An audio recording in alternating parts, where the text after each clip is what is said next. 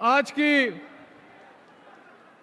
इस ऐतिहासिक संविधान बचाओ सभा में उपस्थित हमारे देश के वंचित लोगों के लिए, दलित आदिवासियों के लिए लड़ने वाले, जो गांव से लेकर इस देश के अनेक भूमिका में रहे हैं, रेल मंत्री तक रहे हैं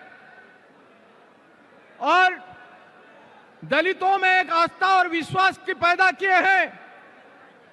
कांग्रेस पार्टी ने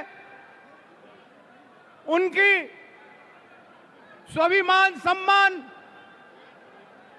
और लोगों के प्रति उनकी भावना को देखते हुए उनको राष्ट्रीय जिम्मेदारी श्रीमती सोनिया गांधी जी ने, राहुल गांधी जी ने दिया था और वो जितना निभा रहे हैं, आज तक कभी रुके नहीं। स्वास्थ्य खराब होने के बाद भी, हार्ट ऑपरेशन के 4 दिन बाद उन्होंने बिहार में प्रोग्राम किया था, जब मैं इंचार्ज था उसी स्थिति में गए थे। वो महान हम लोगों के नेता आदरणीय मल्लिकार्जुन खड़गे जी, कांग्रेस अध्यक्ष का मैं इस सभा में स्वागत करता हूं, अभिनंदन करता हूं। और इस सभा में भारत के जन जन के नेता, युवाओं के, विद्यार्थियों के प्रेरणा के स्रोत, श्रमिकों के साथ मिलकर लड़ाई करने वाले, किसानों की हक के लिए लगातार लड़ने वाले, हथरस से लेकर के चारों ओर जहां जहां महिलाओं का उत्पीड़न हुआ है, यहां तक कि निर्भया का केस में उन्होंने परिवार के लोगों को जो राहत पहुंचाया, निर्भया केस में इतिहास भूल नहीं सकता, वो परिवार इस बात को जानता है। वो महान नेता, देश के भविष्य, जो शक्तिमान वास्तव में है।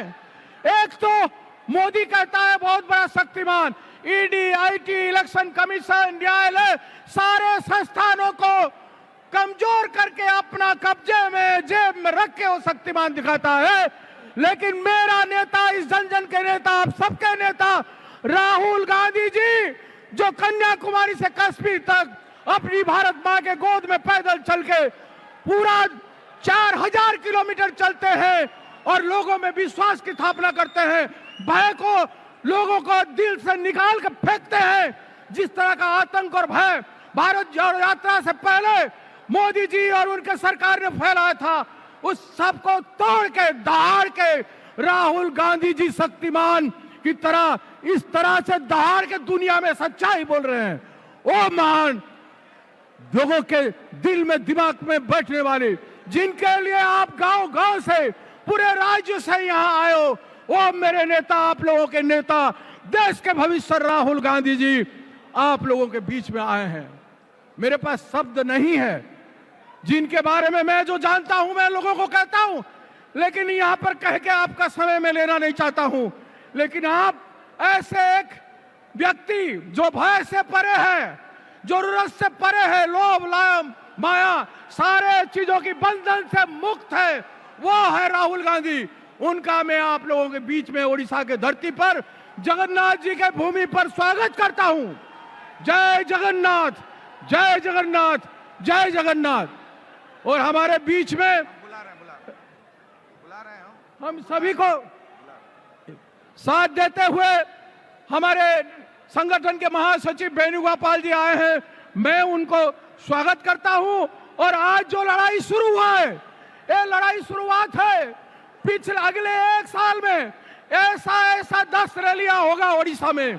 हमारे नेता लोगों से हम आग्रह करेंगे, विनती करेंगे, आएंगे और आपकी हौसला बनाएंगे, ओडिशा के जनता का विश्वास जीतेंगे और कांग्रेस ओडिशा के लोगों के साथ रह के काम करेगा और आपकी विश्वास सर्जन करेगा।